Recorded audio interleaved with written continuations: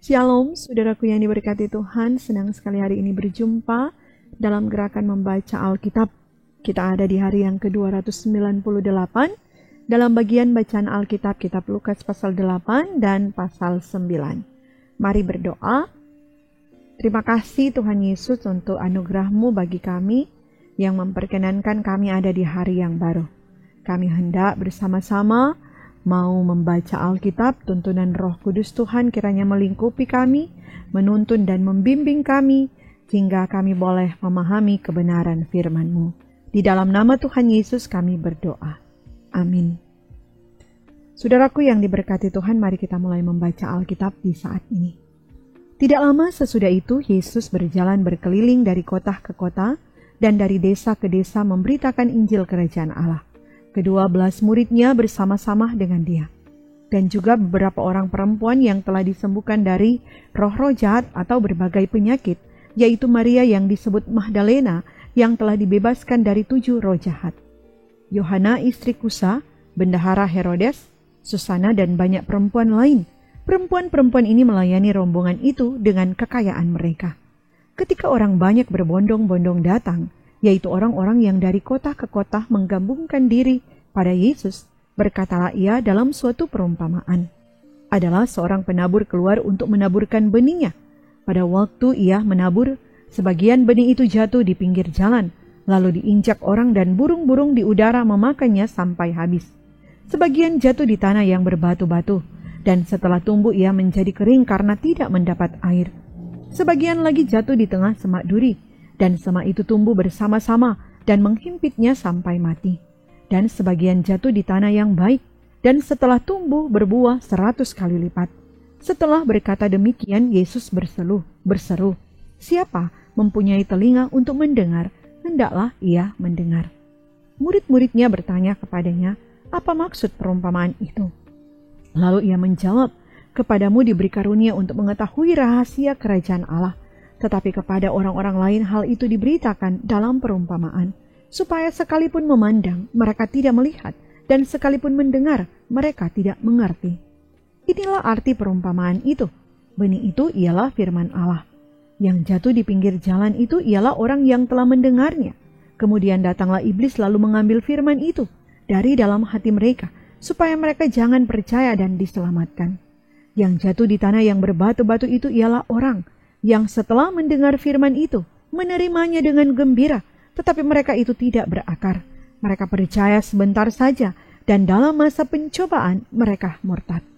Yang jatuh dalam semak duri ialah orang yang telah mendengar firman itu, dan dalam pertumbuhan selanjutnya mereka terhimpit oleh kekhawatiran dan kekayaan dan kenikmatan hidup, sehingga mereka tidak menghasilkan buah yang matang.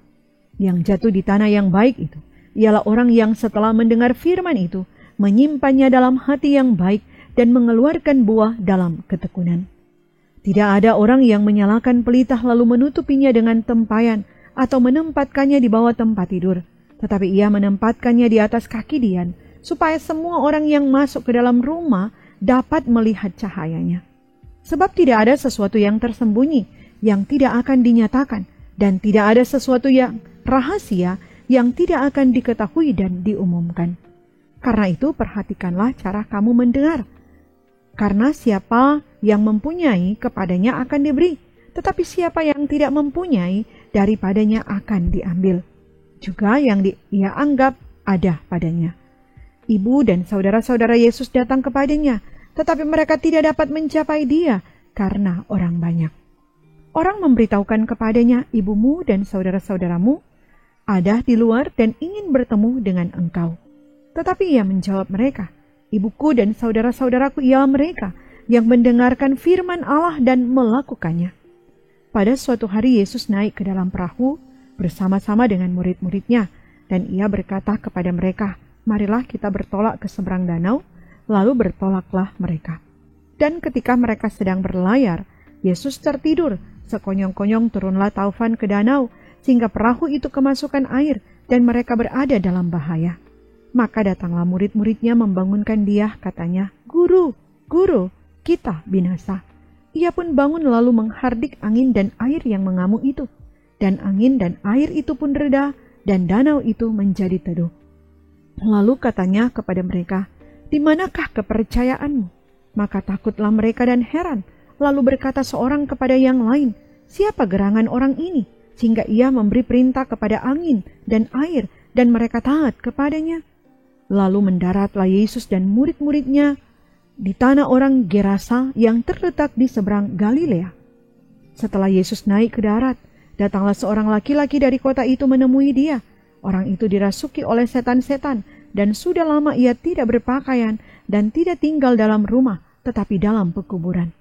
Ketika ia melihat Yesus, ia berteriak lalu tersungkur di hadapannya dan berkata dengan suara keras, "Apa urusanmu dengan aku, hai Yesus, Anak Allah yang Maha Tinggi? Aku memohon kepadamu supaya engkau jangan menyiksa aku."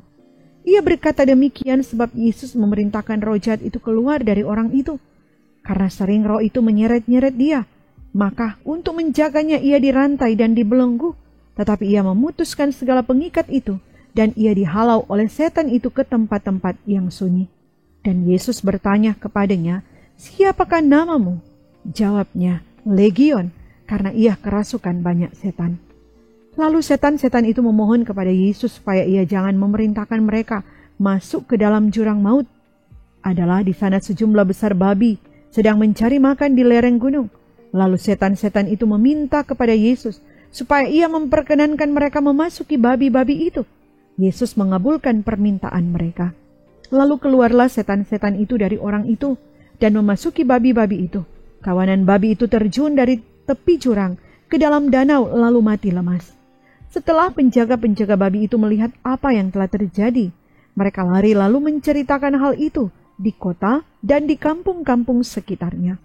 Dan keluarlah orang-orang untuk melihat apa yang telah terjadi. Mereka datang kepada Yesus dan mereka menjumpai orang yang telah ditinggalkan setan-setan itu duduk di kaki Yesus. Ia telah berpakaian dan sudah waras, maka takutlah mereka. Orang-orang yang telah melihat sendiri hal itu memberitahukan kepada mereka bagaimana orang yang dirasuk setan itu telah diselamatkan.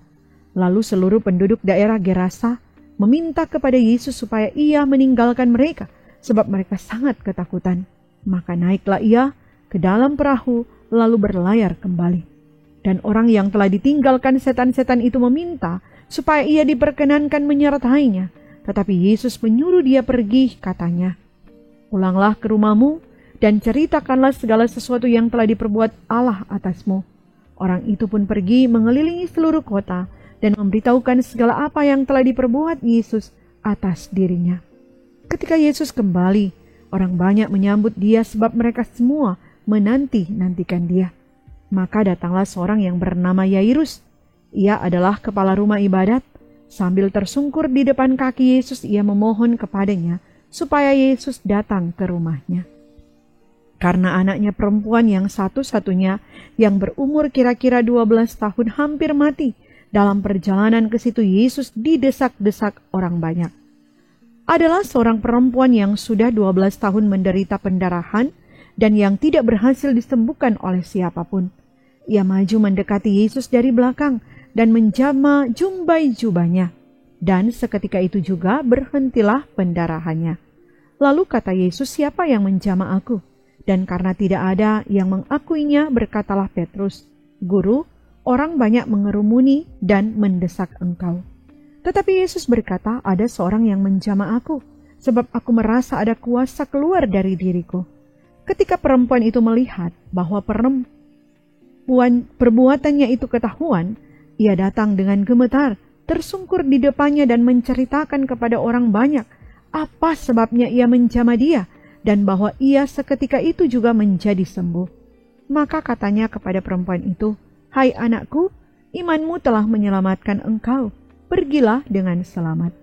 Ketika Yesus masih berbicara, datanglah seorang dari keluarga kepala rumah ibadat itu dan berkata, "Anakmu sudah mati, jangan lagi engkau menyusah-nyusahkan guru."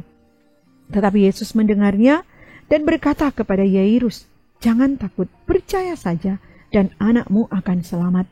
Setibanya di rumah Yairus, Yesus tidak memperbolehkan seorang pun ikut masuk dengan dia, kecuali Petrus, Yohanes, dan Yakobus, dan ayah anak itu, serta ibunya. Semua orang menangis dan meratapi anak itu. Akan tetapi Yesus berkata, "Jangan menangis. Ia tidak mati, tetapi tidur." Mereka menertawakan dia, karena mereka tahu bahwa anak itu telah mati.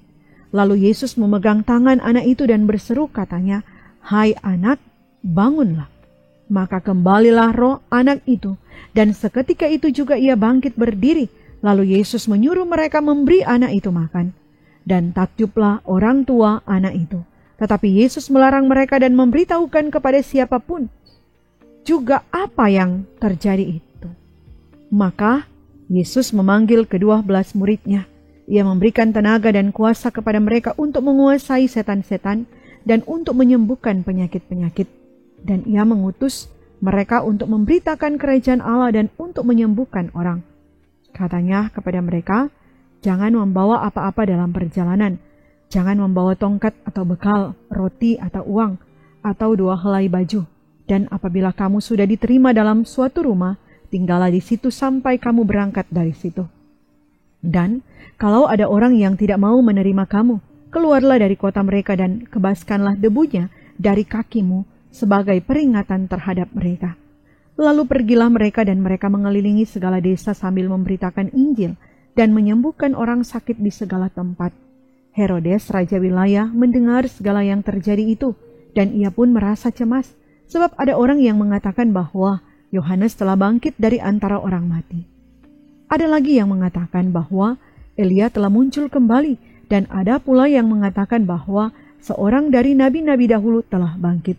Tetapi Herodes berkata, "Yohanes telah kupenggal kepalanya. Siapa gerangan dia ini yang kabarnya melakukan hal-hal demikian?" Lalu ia berusaha supaya dapat bertemu dengan Yesus.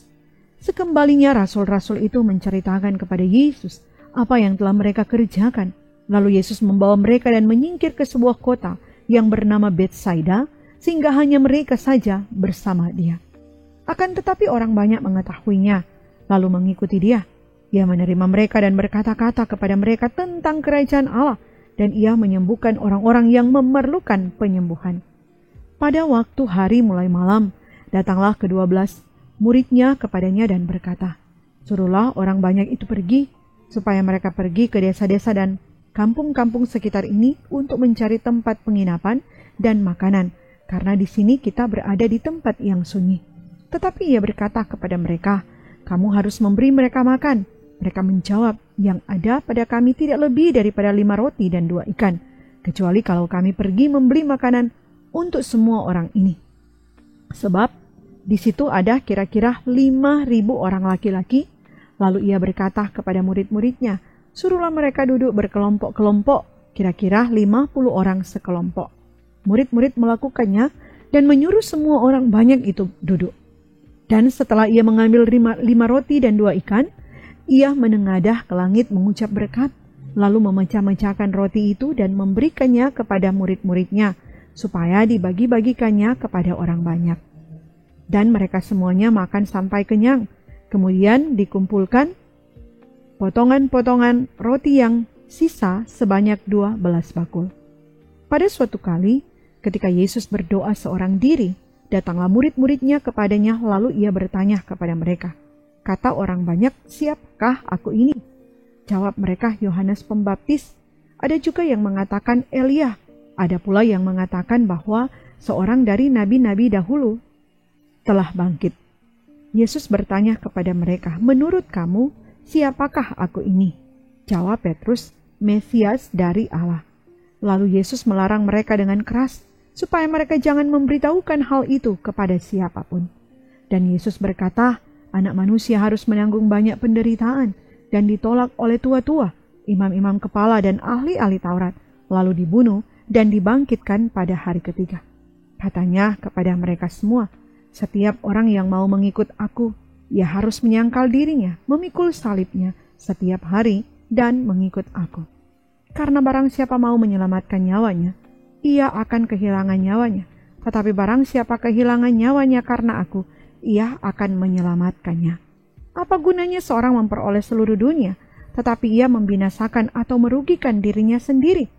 Sebab barang siapa malu karena aku dan karena perkataanku, Anak Manusia juga akan malu karena orang itu, apabila ia datang kelak dalam kemuliaannya dan dalam kemuliaan Bapa dan malaikat-malaikat kudus. Aku berkata kepadamu, sesungguhnya di antara orang yang hadir di sini ada yang tidak akan mati sebelum mereka melihat kerajaan Allah." Kira-kira 8 hari sesudah segala pengajaran itu, Yesus membawa Petrus, Yohanes, dan Yakobus lalu naik ke atas gunung untuk berdoa. Ketika ia sedang berdoa, rupa wajahnya berubah dan pakaiannya menjadi putih berkilau-kilauan. Dan tampaklah 2 orang berbicara dengan dia, yaitu Musa dan Elia. Keduanya menampakkan diri dalam kemuliaan dan berbicara tentang tujuan kepergiannya yang akan digenapinya di Yerusalem. Sementara itu Petrus dan teman-temannya telah tertidur, dan ketika mereka terbangun, mereka melihat Yesus dalam kemuliaannya dan kedua orang yang berdiri di dekatnya itu. Dan ketika kedua orang itu hendak meninggalkan Yesus, Petrus berkata kepadanya, "Guru, betapa bahagianya kami berada di tempat ini. Baiklah kami dirikan sekarang 3 kemah, 1 untuk engkau, 1 untuk Musa, dan 1 untuk Elia." Tetapi Petrus tidak tahu apa yang dikatakannya itu. Sementara ia berkata demikian, datanglah awan menaungi mereka, dan ketika mereka masuk ke dalam awan itu, takutlah mereka. Maka terdengarlah suara dari dalam awan itu yang berkata, "Inilah anakku yang kupilih, dengarkanlah dia." Ketika suara itu terdengar, nampaklah Yesus tinggal seorang diri, dan murid-murid itu merahasiakannya. Dan pada masa itu mereka tidak menceritakan kepada siapapun apa yang telah mereka lihat itu. Pada keesokan harinya, ketika mereka turun dari gunung itu, datanglah orang banyak berbondong-bondong menemui Yesus. Seorang dari orang banyak itu berseru, katanya, "Guru, aku memohon supaya engkau menengok anakku, sebab ia adalah satu-satunya anakku. Sewaktu-waktu ia diserang roh, lalu mendadak ia berteriak dan roh itu menggoncang-goncangkannya sehingga mulutnya berbusa. Roh itu terus saja menyiksa dia dan hampir-hampir tidak mau meninggalkannya. Dan aku telah meminta kepada murid-muridmu supaya mereka mengusir roh itu, tetapi mereka tidak dapat." Maka kata Yesus, "Hai kamu angkatan yang tidak percaya dan yang sesat, berapa lama lagi aku harus tinggal di antara kamu dan sabar terhadap kamu? Bawa anakmu itu kemari." Dan ketika anak itu mendekati Yesus, setan itu membantingkannya ke tanah dan menggoncang-goncangkannya. Tetapi Yesus menegur roh jahat itu dengan keras dan menyembuhkan anak itu, lalu mengembalikannya kepada ayahnya. Maka takjublah semua orang itu karena kebesaran Allah. Ketika semua orang itu masih heran karena segala yang diperbuatnya itu, Yesus berkata kepada murid-muridnya, "Dengarlah dan camkanlah segala perkataanku ini. Anak Manusia akan diserahkan ke dalam tangan manusia." Mereka tidak mengerti perkataan itu, sebab artinya tersembunyi bagi mereka, sehingga mereka tidak dapat memahaminya, dan mereka tidak berani menanyakan arti perkataan itu kepadanya. Maka timbullah pertengkaran di antara murid-murid Yesus tentang siapakah yang terbesar di antara mereka. Tetapi Yesus mengetahui pikiran mereka. Karena itu ia mengambil seorang anak kecil dan menempatkannya di sampingnya. Dan berkata kepada mereka, "Barang siapa menyambut anak ini dalam namaku, ia menyambut aku. Dan barang siapa menyambut aku, ia menyambut dia yang mengutus aku. Karena yang terkecil di antara kamu sekalian, dialah yang terbesar." Yohanes berkata, "Guru, kami lihat seorang mengusir setan demi namamu, lalu kami cegah orang itu, karena ia bukan pengikut kita." Yesus berkata kepadanya, "Jangan kamu cegah, sebab barang siapa tidak melawan kamu, ia ada di pihak kamu."